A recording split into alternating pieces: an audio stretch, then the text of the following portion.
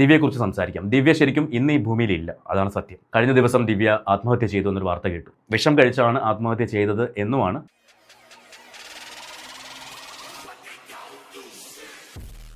എല്ലാ പ്രിയപ്പെട്ടവർക്കും പുതിയൊരു വീഡിയോയിലേക്ക് സ്വാഗതം.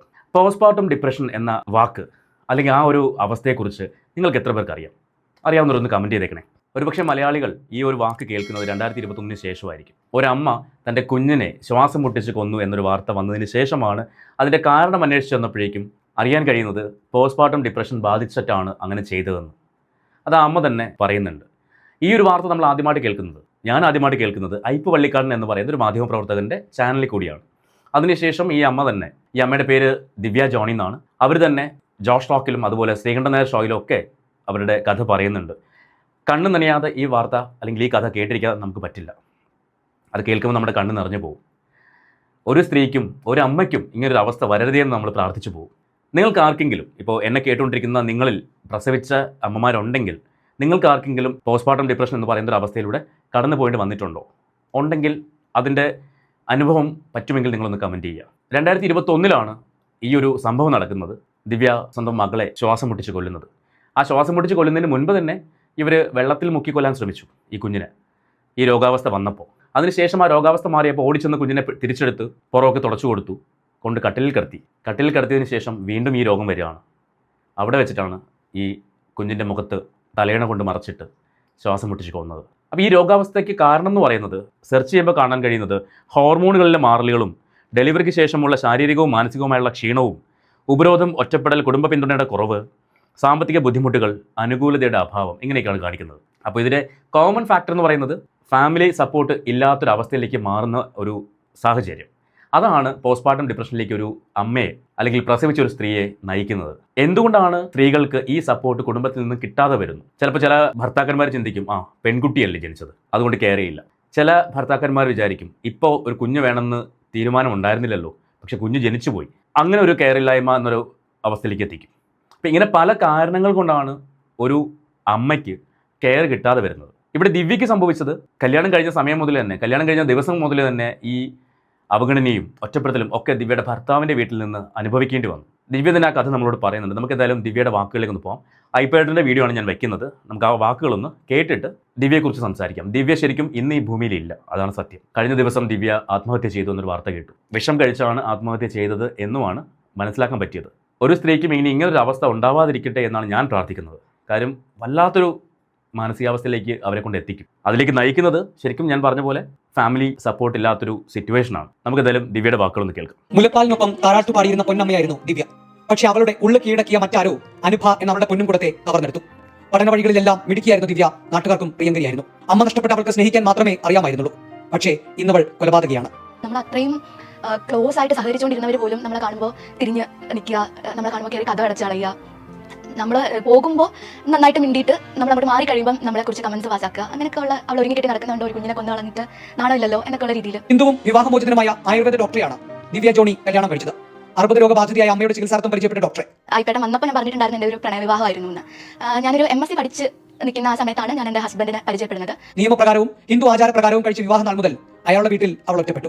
ദിവ്യ നന്നായിട്ട് പഠിക്കുന്ന ഒരു കുട്ടിയായിരുന്നു. അത് ഈ വീഡിയോയിൽ വ്യക്തമായിട്ട് പറയുന്നുണ്ടല്ലോ. അപ്പോഴാണ് അമ്മയ്ക്ക് വയ്യാതാവുന്നതും അമ്മയുടെ ചികിത്സയുമായിട്ട് ബന്ധപ്പെട്ട് നിൽക്കുന്ന സമയത്താണ് ഈ ഡോക്ടറെ പരിചയപ്പെടുന്നതും ഡോക്ടറുമായിട്ട് ഒരു റിലേഷൻഷിപ്പിലേക്ക് എത്തുന്നതും അത് കല്യാണത്തിലേക്ക് കൊണ്ടുചെന്നെത്തിക്കുന്നത്. പക്ഷേ ദിവ്യ ആഗ്രഹിച്ച ഒരു ജീവിതമായിരുന്നില്ല അവിടെ കിട്ടിയത്.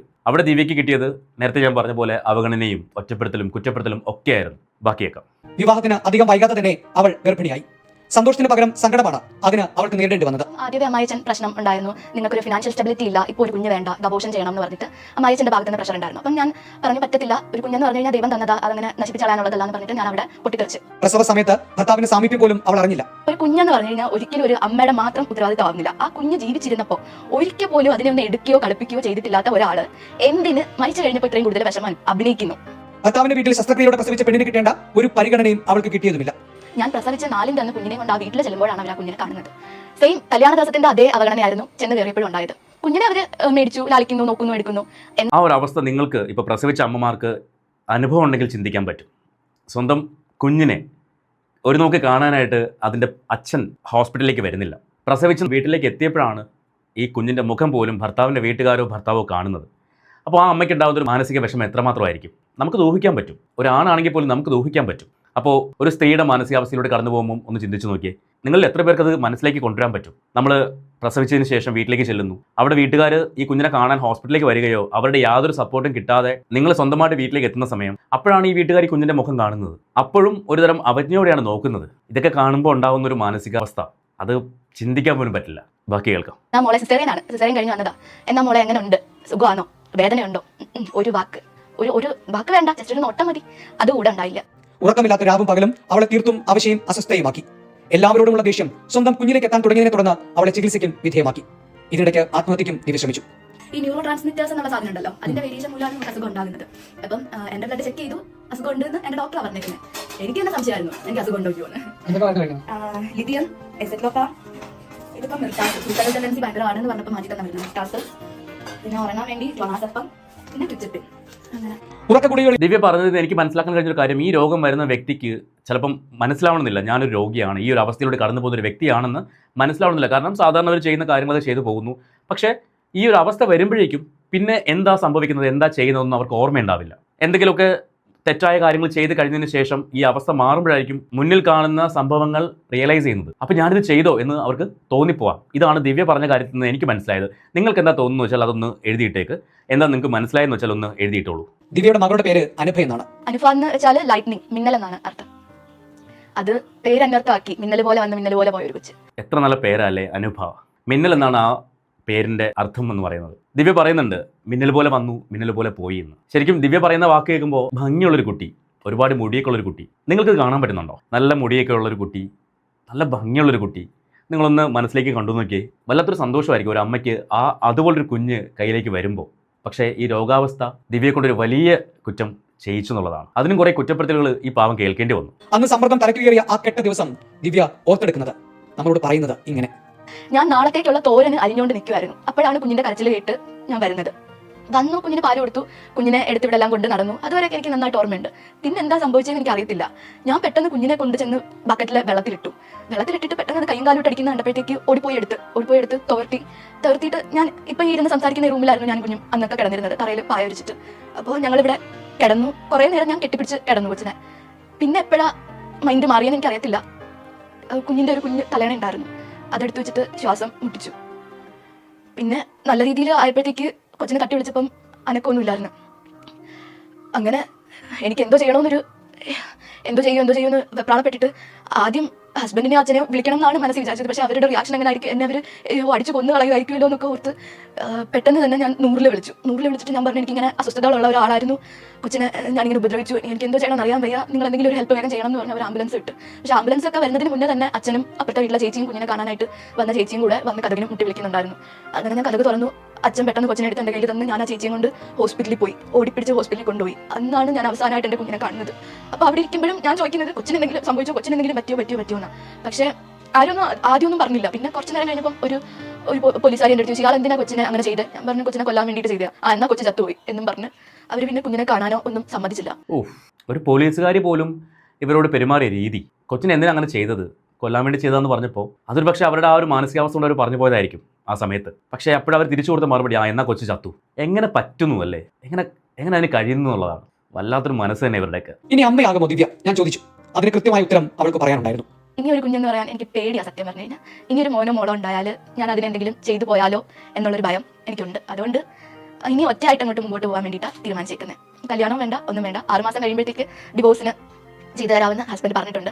അത് കഴിഞ്ഞ് കഴിയുമ്പോൾ ഒരു ജോലി വാങ്ങിക്കണം. എൻ്റെ ഈ ബാക്ക്ഗ്രൗണ്ട് കാര്യങ്ങൾ ഇങ്ങനെ ആയതുകൊണ്ട് ജോലിയൊക്കെ ഭയങ്കര പ്രയാസമാണ്. അപ്പോൾ ഒരു ജോലി കിട്ടണം, അച്ഛനെ നോക്കണം, മുന്നോട്ടുള്ള കാലം എങ്ങനെയെങ്കിലുമൊക്കെ ഭൂമിയിൽ അങ്ങനെ കഴിച്ചു വിട്ടണം. അത്രേ ഉള്ളൂ. അറിയാൻ കഴിഞ്ഞ ദിവ്യയ്ക്ക് ഡിവോഴ്സ് കിട്ടി. പക്ഷേ കഴിഞ്ഞ 2 ദിവസം മുൻപാണ് ദിവ്യ വിഷം കഴിച്ച് ആത്മഹത്യ ചെയ്തത് എന്നാണ് അറിയാൻ കഴിഞ്ഞത്. അത് വലിയ വാർത്തയൊന്നും ആയിട്ടുണ്ടായിരുന്നില്ല, അധികം മാധ്യമങ്ങളൊന്നും ചർച്ച ചെയ്തിട്ടുമില്ല. നമുക്ക് ഈ വാർത്ത ന്യൂസ് 18 വന്നിട്ടുണ്ട്, അതൊന്ന് കണ്ടു നോക്കാം. സ്വന്തം കുഞ്ഞിനെ കൊലപ്പെടുത്തിയ അമ്മ. അങ്ങനെയാണ് കൊല്ലം കുണ്ടറ സ്വദേശിനിയായ ദിവ്യ ജോണിയെ കുറിച്ച് നമ്മൾ ആദ്യം അറിഞ്ഞത്. ഒരിക്കൽ വെറുപ്പോടെ കണ്ട യുവതിയെ മലയാളികൾ സ്നേഹിച്ചു തുടങ്ങിയത് അവളുടെ ജീവിത കഥ കേട്ടാണ്. പ്രസവാനന്തരം സ്ത്രീകൾക്ക് സംഭവിക്കാൻ സാധ്യതയുള്ള പോസ്റ്റ്മോർട്ടം ഡിപ്രഷൻ എന്ന മാനസികാവസ്ഥയിലാണ് 3.5 മാസം പ്രായമുള്ള കുഞ്ഞിനെ ദിവ്യ ഇല്ലാതാക്കിയത്. അതിനുശേഷം താളം തെറ്റിയ അവളുടെ ജീവിതത്തിൽ പിന്നീട് സംഭവിച്ചത് എന്താണ്? കണ്ണൂർ സ്വദേശിയായ യുവാവിനെ വിവാഹം കഴിച്ച് സന്തോഷത്തോടെ ജീവിച്ച ദിവ്യ ജീവിതം സ്വയം അവസാനിപ്പിച്ചിരിക്കുന്നു. ആത്മഹത്യാ പ്രവണത പലപ്പോഴും പ്രകടിപ്പിച്ചിരുന്ന യുവതിക്ക് എന്തായിരിക്കും സംഭവിച്ചത്? ആലക്കോട് പോലീസ് കേസെടുത്ത് അന്വേഷണം നടത്തുന്നുണ്ട്. പഠിക്കാൻ മിടുക്കിയായിരുന്ന പെൺകുട്ടി ഏറെ പ്രതീക്ഷകളുമായി താൻ തന്നെ തെരഞ്ഞെടുത്ത ഒരാൾക്കൊപ്പമുള്ള വിവാഹ ജീവിതത്തിലേക്ക് കാലെടുത്ത് വെച്ചു. എന്നാൽ പ്രതീക്ഷകൾക്കൊത്തുള്ള ജീവിതമായിരുന്നില്ല ദിവ്യയെ കാത്തിരുന്നത്. വൈകാരികമായ ഒറ്റപ്പെടലും അവഗണനയും ദിവ്യയെ പലവട്ടം മുറിപ്പെടുത്തി. ഗർഭിണിയായപ്പോഴും ഒരു പെൺകുഞ്ഞിന് ജന്മം നൽകിയപ്പോഴും വീണ്ടും ജീവിതത്തെ പ്രതീക്ഷാപൂർവ്വം തന്നെ കാത്തിരുന്നു. എന്നാൽ സിസേറിയന്റെ വേദനയോടെ തിരിച്ച് ഭർത്തൃഗൃഹത്തിലേക്ക് എത്തിയപ്പോൾ എതിരേറ്റതും വീണ്ടും പഴയ അവഗണന തന്നെ. അപ്പോൾ ഈ നമ്മൾ പറഞ്ഞ കാര്യങ്ങൾ തന്നെയാണ് ന്യൂസിലും പറയുന്നത്. ഒടുവിൽ ദിവ്യ ആത്മഹത്യ ചെയ്തു എന്ന വാർത്തയും. ഞാൻ ദിവ്യയുടെ കഥ കേട്ടപ്പോൾ എനിക്ക് മനസ്സിലാവുന്ന ഒരു കാര്യം, ഇതിനെല്ലാം മൂല കാരണം എന്ന് പറയുന്നത് വീട്ടിൽ നിന്നുള്ള അവഗണന തന്നെയാണ്. അവഗണനയും ഒറ്റപ്പെടുത്തലും കുറ്റപ്പെടുത്തലും തന്നെയാണ് ദിവ്യനെ ഈ ഒരു അവസ്ഥയിലേക്ക് നയിച്ചത്. നിങ്ങൾക്ക് ആർക്കെങ്കിലും അങ്ങനെ ഒറ്റപ്പെടുത്തലോ കുറ്റപ്പെടുത്തലൊക്കെ കേൾക്കേണ്ടി വരുന്ന സാഹചര്യം ഉണ്ടെങ്കിൽ നിങ്ങൾ ഒരു കാരണവശാലും പിന്നെ അവിടെ സർവൈവ് ചെയ്യാൻ ശ്രമിക്കരുത്. നിങ്ങൾ മറ്റൊരു വഴി തേടുക എന്നുള്ളതാണ്. അതിപ്പോൾ കൗൺസിലിംഗ് ആയിക്കോട്ടെ, അല്ലെങ്കിൽ മറ്റു ഒരുപാട് മാർഗ്ഗങ്ങൾ ഇന്ന് അവൈലബിൾ ആണ്. സോ അങ്ങോട്ടേക്ക് നീങ്ങുക. ഒരിക്കലും ജീവിതം അവസാനിപ്പിക്കാനുള്ളതല്ല. ആത്മഹത്യ ഒന്നിനും പരിഹാരമല്ല. നമ്മൾ എപ്പോഴും പറയുന്നൊരു വാചകമാണ്, ആത്മഹത്യ ഒന്നിനും പരിഹാരമല്ല. പക്ഷേ ആ ഒരു സാഹചര്യത്തിൽ, ആ ഒരു മൊമെന്റിൽ ഒരാളും ചിന്തിക്കാത്തൊരു കാര്യമാണത്. ഇപ്പോൾ ശരിക്കും പറഞ്ഞാൽ കുറച്ച് ദിവസങ്ങളായിട്ട് നിരന്തരം കേൾക്കുന്ന വാർത്തകളാണ്. ഭാര്യയെ കൊന്ന് ആത്മഹത്യക്ക് ശ്രമിച്ചു, അല്ലെങ്കിൽ മക്കളെ കൊന്നിട്ട് ആത്മഹത്യ ചെയ്തു. അങ്ങനെ ഒരുപാട് വാർത്തകൾ കേൾക്കുന്നുണ്ട്. ഇപ്പോൾ ദിവ്യയുടെ കാര്യം നോക്കുകയാണെങ്കിൽ ഒരുപാട് പ്രാവശ്യം ആത്മഹത്യക്ക് ശ്രമിച്ചൊരു വ്യക്തിയും കൂടിയാണ് ദിവ്യ. ആ സമയത്ത് പോലും ടേക്ക് കെയർ ചെയ്യാൻ ആരും ഉണ്ടായിരുന്നില്ല. അങ്ങനെ ചെയ്തിരുന്നുവെങ്കിൽ ഒരു പക്ഷേ ദിവ്യ രക്ഷപ്പെടുമായിരുന്നു. ശരിയായ രീതിയിൽ ദിവ്യയെ നോക്കാൻ ആളുണ്ടായിരുന്നെങ്കിൽ ദിവ്യ ഇന്ന് ഈ ഭൂമിയിൽ ഉണ്ടാവുമായിരുന്നു. അപ്പോൾ വീട്ടിൽ നിന്നുള്ള അവഗണനയും കുറ്റപ്പെടുത്തലും ഒറ്റപ്പെടുത്തലും, അത് ഭർത്താവിൻ്റെ ഭാഗത്തുനിന്നായിക്കോട്ടെ, ഭർത്താവിൻ്റെ വീട്ടുകാരുടെ ഭാഗത്തുനിന്നായിക്കോട്ടെ, ഇതൊക്കെ നേരിടുന്ന സ്ത്രീകൾ ഇപ്പോഴും ഒരുപാട് പേരുണ്ട്. അങ്ങനെയുള്ള ആൾക്കാരെ നിങ്ങൾക്കറിയാമെങ്കിൽ, അവരുടെ കഥ നിങ്ങൾക്കറിയാമെങ്കിൽ, നിങ്ങൾ ഈ വീഡിയോയുടെ താഴെ അത് കമൻറ്റ് ചെയ്യുക. ഇത് കാണുന്ന, ഇത് വായിക്കുന്ന ആൾക്കാർക്ക് കാര്യങ്ങൾ മനസ്സിലാക്കാനും ഇങ്ങനെയുള്ള സ്ത്രീകൾ ഇപ്പോഴും ഉണ്ടെന്ന് തിരിച്ചറിവുണ്ടാവാനും അത് സഹായിക്കും. സോ ഈ വീഡിയോയെക്കുറിച്ചുള്ള നിങ്ങളുടെ അഭിപ്രായം എന്താണെന്ന് വെച്ചാൽ അതും കൂടി കമൻറ്റ് ചെയ്യുക. നമുക്ക് മറ്റൊരു വീഡിയോയുമായിട്ട് വീണ്ടും കാണാം.